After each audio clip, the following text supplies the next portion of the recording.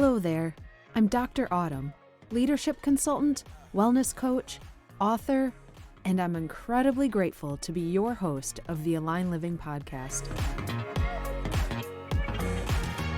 I'm here to equip you with the tools, inspiration, and practical tips necessary to lead a life of wholeness and pursue greater shalom in your life and that of your families, teams, and communities. My mission is to empower you to lead from a place of holistic well-being. It's time to say peace out to the fatigue, fog, and frustration of living in a place that lacks abundant well-being. Join me as we embark on a comprehensive exploration of spiritual, physical, mental, emotional, social, and economic well-being, all within the comforting embrace of one podcast.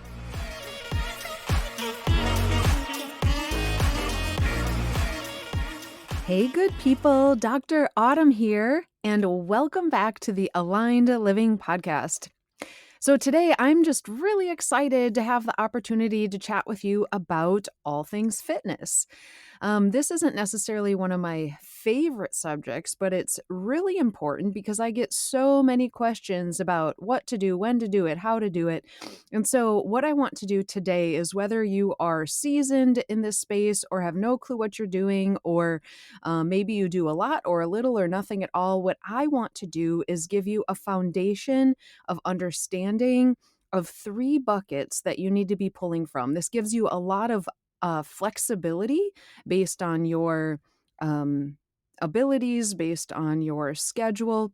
But what it'll do is give you a solid understanding of where to start, and in any fitness plan, knowing that you need to tap into all 3 of these buckets for optimal wellness. Now, keep in mind, the reason I wanted to do an episode on fitness is because aligned living taps into all 6 primary areas of holistic health. Remember, our spiritual formation, our physical health, mental, emotional, social, and economic, right? So when it comes to our physical health, that includes nutrition and stress management and proper rest, and also exercise, of course. And so I will touch on just the role that fitness plays in our overall pursuit of physical wellness, because I know there is so much messaging out there. It could be a little confusing about what to do, how much to do, how important is it really. And so the reason I wanted to take an episode to touch on this is because in aligned living, right, if we're too focused on one area in our pursuit of shalom and not focused enough in another area, will just be imbalanced. Like, you'll be limited in the pursuit of the thing that you really want to grow in because you're not considering all aspects of your well-being. And that's like the whole idea behind this. I wish I could paint a picture for you all to kind of, portray the visual in my head, but I kind of see it as like, if we have all 6 of our areas of wellness lined up and they're, aligned, we're balanced, right? But if you have one area that's way out of whack, just kind of think of like stretching out a rubber band and then pulling it in one direction. It's just kind of like pulling you off balance. You're not going to be aligned. Okay. So I just want to encourage you, though, because fitness does not need to be overly complicated. Nutrition, as you know, is a great passion of mine, and there is a lot more pieces to nutrition. But for fitness today, you're just going to see how simple it is. There's really 3 buckets that you need to pull from. And when you do that, you will be good. So be encouraged in that. Starting off, though, I really just want to remind us that, we honor God by stewarding well all that He has given us, right? So, this is our community that we've been placed within, the relationships we have, our resources, our time, our emotions, our minds, and also our bodies, of course. So that is why it is important in your spiritual journey to consider the role nutrition and rest and stress management and fitness all play, because they are, in my opinion, spiritual disciplines, right? Because we are called to steward and care for all things in and around us. So that includes our bodies. And so let me jump right into this conversation on fitness. So hopefully you will find some of it refreshing and encouraging, maybe some things that you already know, but also some unexpected things that maybe you haven't considered that just play a big role in our overall health and longevity. So, I personally find that most people are stuck somewhere in between, like, I know I need to do something and knowing what exactly they should, want, or can do. Okay, you see what I'm saying? So there's this gap. I'm always talking about gaps because that's the whole goal of Aligned Living. We're going to bridge these gaps so you could, take what you are intending to do, and then be intentional about it and actually implementing what you want. So I know what I need to do, and I know I need to do something, but what exactly does it look like? What's the how and the what and the when? All right.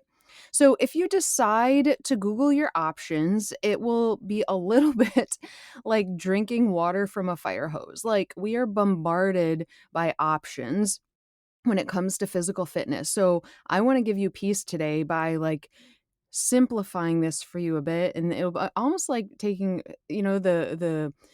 the incredible sensation of taking a really, really deep breath and then holding it and releasing it slowly. Like, that feels really good. And that's kind of the feeling I want you to get after I talk a bit about really where you should focus in the fitness lane today. So, you're going to get an overview of generally what you should do, and then you can take that and then just add it to your personal equation of what you actually can do in your day-to-day life, because, none of us are living the same life, but and then that will equal what you will actually do, right? Like, what you actually implement. So these three buckets I keep talking about.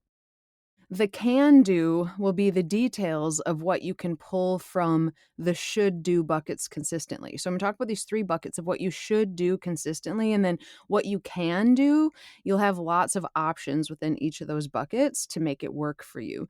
Really, the essential factor, and you'll hear me talk about this in everything, like even last episode when I talked about overcoming spiritual complacency and living out of spiritual overflow, I talked about variety and consistency, right? And so it's the same thing here with fitness. Variety and consistency are key. Now, experts define physical fitness actually as one's ability to execute daily activities with optimal performance, endurance, and strength, with the management of disease, fatigue, and stress, and reduced sedentary behavior. Okay, that's a mouthful, but like nowhere in there does it talk about like physical fitness is getting super, you know, buff, or being able to run a 6-minute mile, or these things that getting incredibly toned. Like, physical fitness is defined as a way to improve health. Like, that's what your focus should be, is how can I use fitness to improve my health? And when you do that, you will feel great.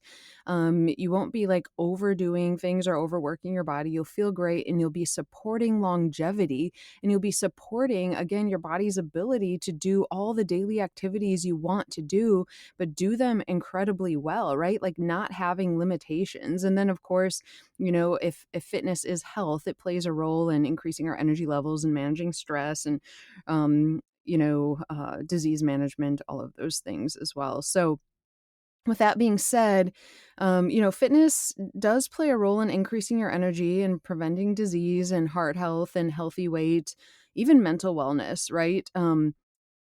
So, and a big part of fitness, meaning health, means that we just can move our bodies well on a day-to-day basis. We often don't think about that, but if you think about where you want to be when you start to, like, age your 70s, 80s, 90s, like, considering what you want to still be able to do, like, the idea of moving your body well is pretty significant, because you need to start doing the things now that you want to continue to be able to do throughout life. So that's health, right? Okay, so that foundation wasn't like super interesting, but it's really, really important, right? Now I'm going to jump into what these buckets are, okay?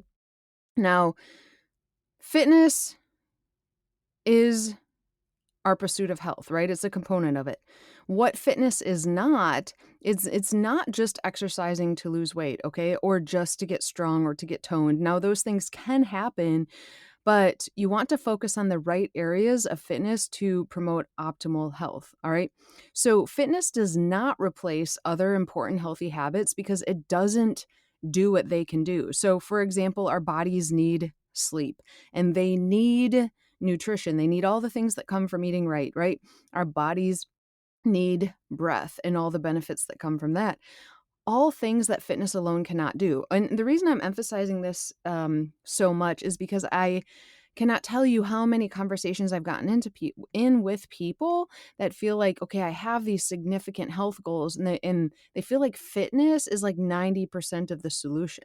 Whereas actually it's the reverse. Like fitness is only like 20% of the solution. Nutrition is like 80% of what we need to do for optimal health. And then of course like stress management, rest, those things are super important part of the equation as well. And so if you're sitting there listening and that's been you, where you're like, I have these goals, I'm just going to exercise more. Exercise is this magic solution to all things. It's not. Okay. um but it is really important. So we will make sure that you really have a solid understanding of what you should do when you do take the time to exercise, right? So whether you're chiseled or you could stand to lose a few pounds, like again, what we eat is primary. How we fuel our bodies is what impacts our energy levels and our sleep and our inflammation, our weight management the most. But fitness is an important part of life. Like being sedentary is really, really damaging to our health. So you do want to have a plan.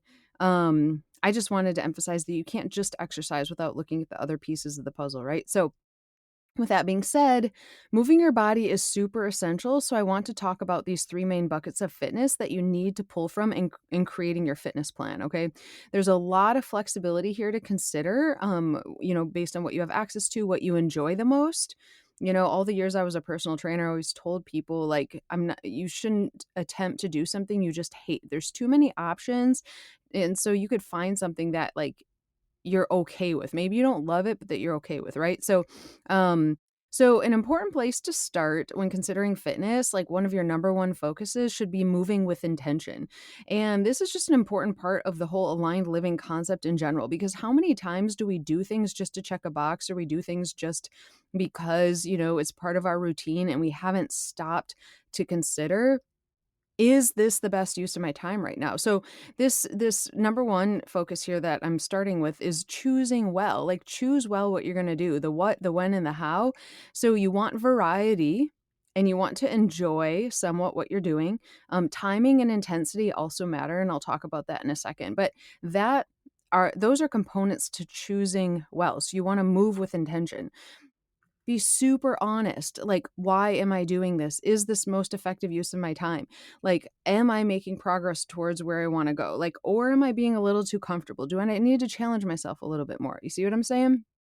So we'll touch on all of those things in a minute on like how to choose well in this episode. But again, foundations, they're not always the sexiest, most, fun, inspiring things in the world, but they're the foundation, right? Like they're not supposed to be. They're just supposed to be uber important things that you just need to do, that help with your success. So remember what we talked about above, that what you should do plus what you can do equals what will get done. So that's the intentionality behind this. So of course, there's other pieces of this equation that we're not going to dive into here, but are also really important, like mindset, right? Like so much of what we do, the routines we're building, those are based on habit forming thought patterns. And I'm going to continue to talk about thought patterns. If you've been following this podcast, I am a huge fan of Dr. Caroline Leaf. The way that she talks about, and I talked about this in a previous episode you can find, but the way that thought patterns are a neurological physical presence in our body, and there's negative and positive ones, and how important those are in our body's ability to bridge that gap from like where we are to where we want to be. So that is something that cannot be ignored, but I'm devoting whole other episodes to that because today is the nuts and bolts on what you should be doing with fitness. So what you can do has a lot to do with your time, right? Like time, time, time. I don't have time. So when you do take your time to exercise, you want to make the most of it because, we all have the same 24 hours in a day. It's just what you do with it that matters. So I want to give you some focus here. Like, I think that's why sometimes we get into inactivity because we're just so overwhelmed with what to do and don't know where to start. Again, weight management should primarily be through nutrition, and that will like give you some, maybe help this process be a little less stressful, because if you are trying to lose weight, for example, um, you won't feel like you have all the pressure on exercise to do that, so that you can have more variety. Then you could focus on like what your body really, really needs from fitness. Your fitness rhythms really need to have variety. So let me tell you what that is then. There's 3 buckets. You've been waiting so patiently. Here they are. And it's nothing super eye-opening and like, "Oh my goodness." It's just that, from my experience, people don't pull from all 3 of these buckets. Like, I promise you, like, we know them and then we don't take the time to do them. So bucket number 1, our cardiovascular health. This is our aerobic exercise. This is all the things that, basically our cardio workouts. And then bucket number 2 is our muscular strength and muscular endurance. And I'll define for you what the difference is in a second. But that's, essentially the strength training that we do, which there's tons of variety. So, like, if you're like, "Oh my gosh, I'm not a gym person," like, don't worry about it. There's so many ways to build muscular strength and endurance in a space that's comfortable for you. Third bucket's agility and mobility. This is the one that gets ignored the most by far. And if you were to ask, I would bet money, if you were to ask your older generation what they wish the younger generation, like just a piece of advice, it would be to focus more on like stretching and mobility, because this has such a big role in our long-term, longevity. So, okay, let me jump into these 3 buckets here. All right, so I'm going to start with agility and mobility because, to be honest, again, this is the one I think is most often ignored. But when you talk to people about like aches and pains and headaches and all of these things, a lot of it has to do with this bucket just being totally ignored. So, what's the difference? Now, mobility is your range of motion, right? So you consider a muscle group on your body that's tight and how you feel like you're limited and where it could go, be it your shoulders, your hips, your, whatever it might be. Your mobility is that range of motion. Your agility is the ability to move well through that range of motion. All right. So that's the difference. Agility is a lot of the functional training. I love functional training because to me it just is it's all about health, because you're doing things, you're experiencing exercises that are movements that you would do in your day-to-day life. And so it's really supportive of your overall quality of living. It's one of my favorite things to do because of that, and, there are lots of different resources out there to help you understand or access, like, what dysfunctional training look like, but, anyways, I want to talk about mobility benefits, okay? So, I'm not gonna talk as much about agility. I want to really highlight the mobility aspect of this. So mobility serves as the basis for everything we do. It's our foundation, right? Because your your body's ability to do cardiovascular exercise or strength training, mobility could be a limiting factor. And a lot of, chronic and acute pain happens because of a lack of mobility. So here we go. Um, you can stretch, you can twist, you can bend without any pain or stiffness. Like, that's mobility. You can take long walks or stand for long periods of time, or generally just go about your day to day life without feeling the need to sit down or rest. Good mobility involves many components, including muscle strength, flexibility, joint health, motor control, body awareness, agility, and more. Okay. So it's a big deal. Mobility can include a lot of different things. Doing dynamic stretches, which I love. It's like static stretches are the stretch and holds. Dynamic stretches are like stretching through movement. Foam rolling is really amazing for helping with this. Body weight exercises, yoga, Pilates. These mobility exercises are going to not only increase your flexibility, like that's the first thing you probably think of, but improving your posture, which is super important for overall wellness and balance. Better results from strength training because your range of motion is bigger. Like posture, what's the right word? Your form when your strength training will be better. More balance, better quality of life. And then, of course, probably all of us would be happy if we had reduced muscle tension in our lives. So, and then just an important note, it's so interesting because I always tell people like, you know, staying hydrated. It's better to drink water throughout the day than to not drink water at all throughout the day and then just chug a bunch at the end of the day. It's the same thing with mobility. It's more beneficial to practice mobility, let's say 5 times a week for like 5, 10, 15 minutes each time than it is to do just one really like an hour, hour and a half session once a week. So again, that's part of the consistency piece we always talk about. I feel like I should probably mention a couple of resources here. I personally really like the Peloton app because it's cheap and easily accessible, like from your phone or anything, and you can get access to mobility exercises, stretching, yoga, all things that help with that. YouTube, of course, you could look up some muscle mobility exercises. You could, consider a muscle group that you know is really tight. Let's say shoulder mobility exercises, and just Google it and see what you find. You can also access yoga classes. And I would say really, really paying attention to proper strength training techniques is really important because any strength training movement, like the bookends are your range of motions, right? So that's really important. I will say taking the time to stretch sounds obvious, but I can't tell you how many fitness classes I participated in, and I'm like the last one out of the door because people fly out without stretching and not realizing like the negative effects that could have on your body. Um, Getting a foam roller, I mentioned that above, but what's so cool about foam rolling is, in addition to like stretching out our muscles, we have this myofascial like system in our body, right? It's this soft tissue that's throughout our body where our muscles are. And what I love about like myofascial release techniques, which is what like a foam roller would do, is it significantly helps with your mobility because that could also be a limited factor. So myofascial soft tissue work involves applying a sustained pressure on targeted areas of the body where the fascia may be restricted. All right. So if you're rolling on a foam roller and you feel a part that just like hurts a little bit, feels a little bit stuck, stay there. It could be that you're like actively releasing the fascia right there. And then that pressure is just helping release this restriction in the tissue. And that will result again in not only improved range of motion, but less pain and improved function. Okay. So I feel like hearing this might like emphasize the importance of taking the time to do it because the reality is, sometimes we know these things like, for example, I let my foam roller sit in the corner and I just like stared at it for months until I started feeling some aches and pains. And then I'm like, oh my gosh, like these certain muscle groups are just too tight.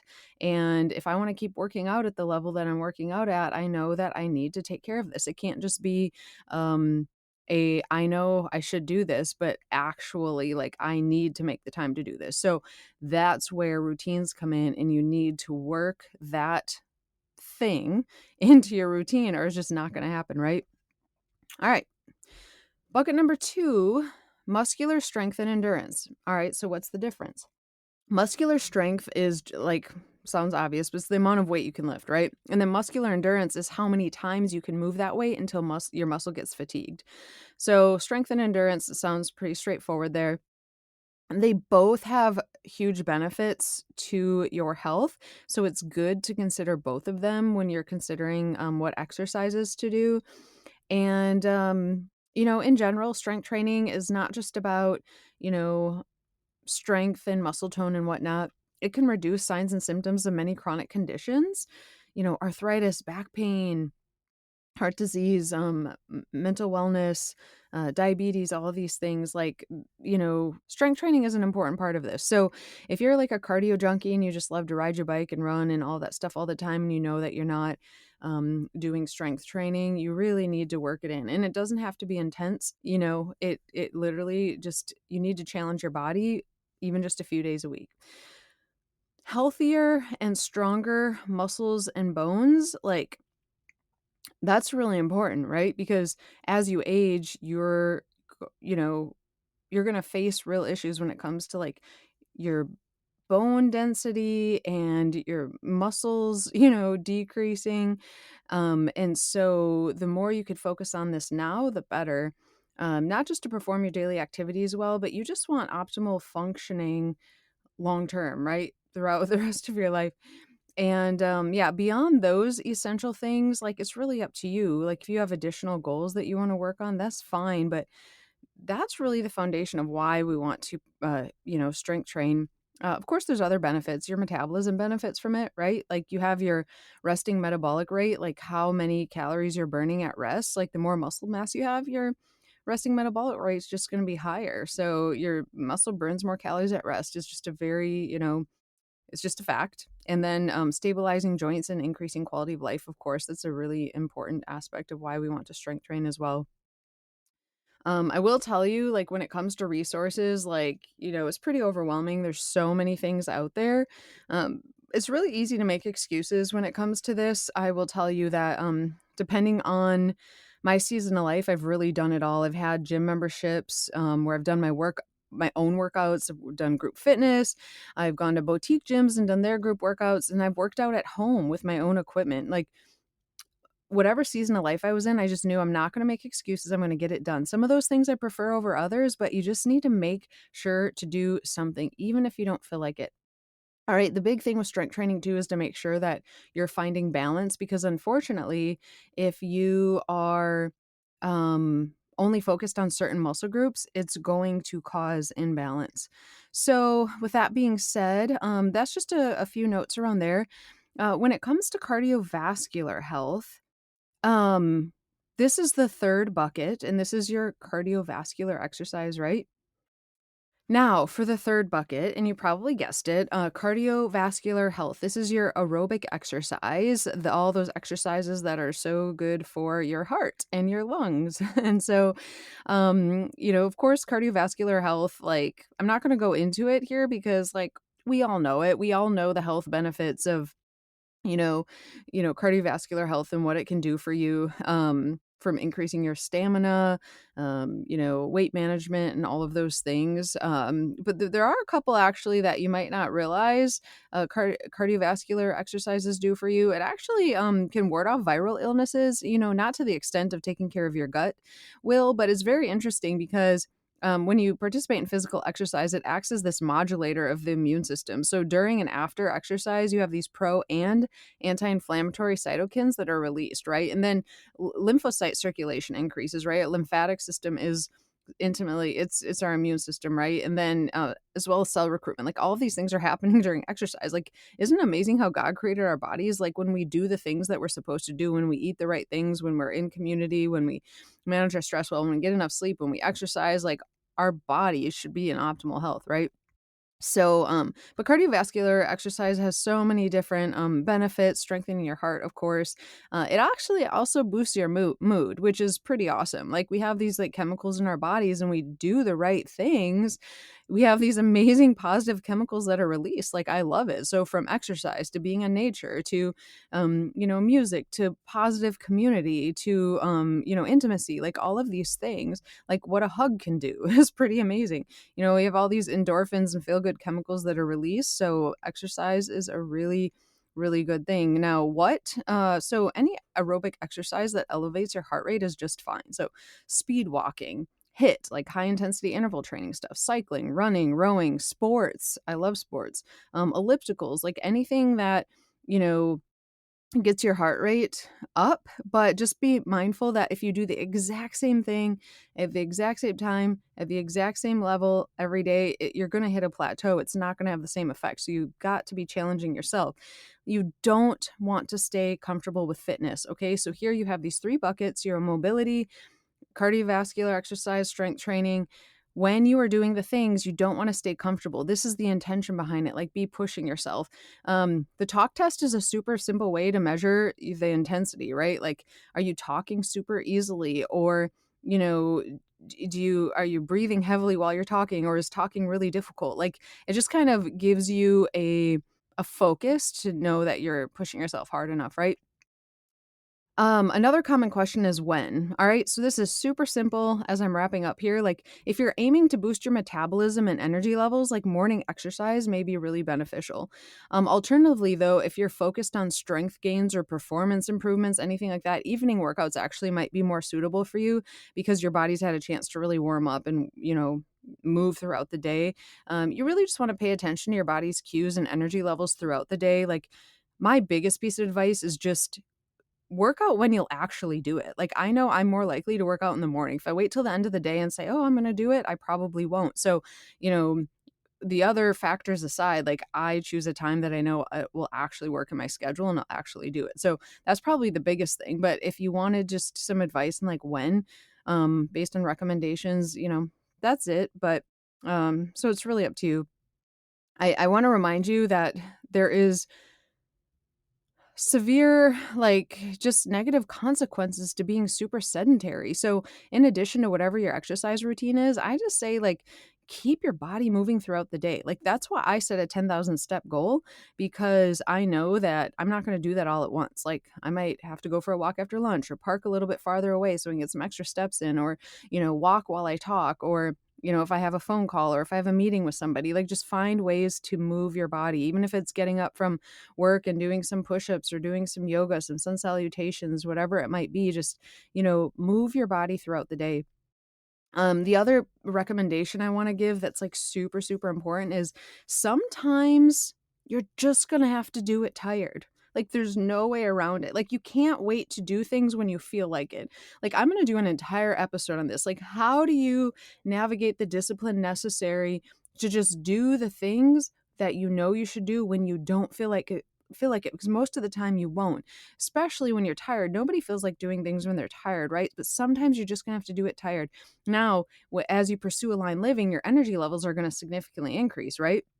But exercise itself does send oxygen and nutrients to your tissues. It just helps your cardiovascular system work more efficiently. So in the end of the day, it's going to give you more energy. So it's just one of those things. Just do it, even if mentally you don't feel like doing it. And so again, I'm going to touch on this in a future podcast episode. I've been thinking a lot about how to thrive when you're stuck in the suck. Okay. Like how do you maintain these rhythms when you're like fighting all these emotions and this mindset of just not wanting to do anything at all? Like it is so important. That's what these rhythms are all about. Like doing it. Like I like that. Like how do you thrive in the suck? So there's gonna be more to come on that. But like just for a starting point with exercise, like do it when you don't feel like it. All right.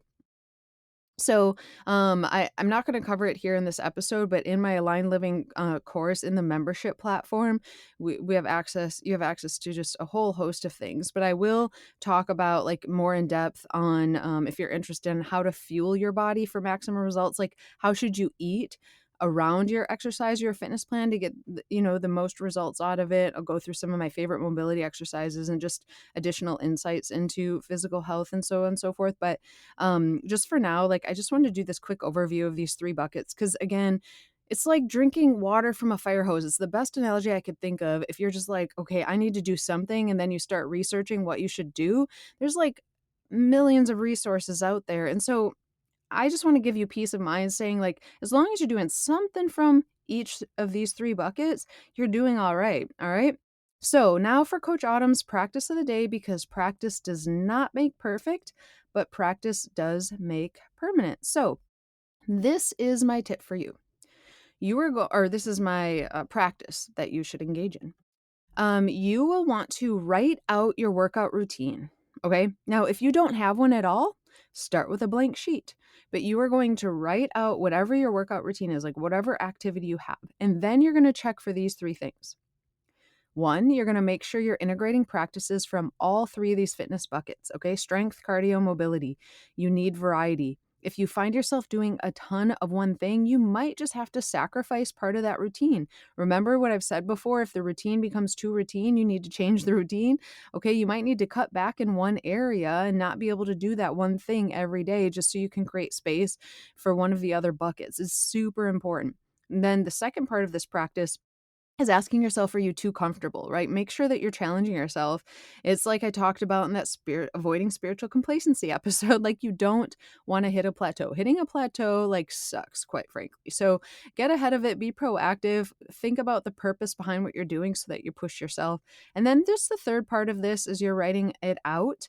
Are you moving throughout the day? Okay. So 30 minutes of like intense activity followed by 23 and a half hours of sedentary practices is dangerous. Like, sure, you got your exercise in, but like 23 and a half hours of being sedentary is just way too much. So just get up and move, keep your body active throughout the day.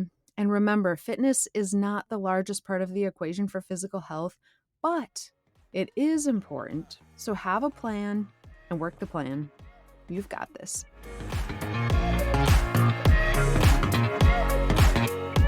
Thank you for tuning in to the Aligned Living Podcast. I'm Dr. Autumn, your guide on this journey to shalom or wholeness. Ready to embark on this journey of self-discovery and transformation? Head over to autumnswain.com to learn more and to dive deeper into the world of aligned living. Until next time, stay aligned.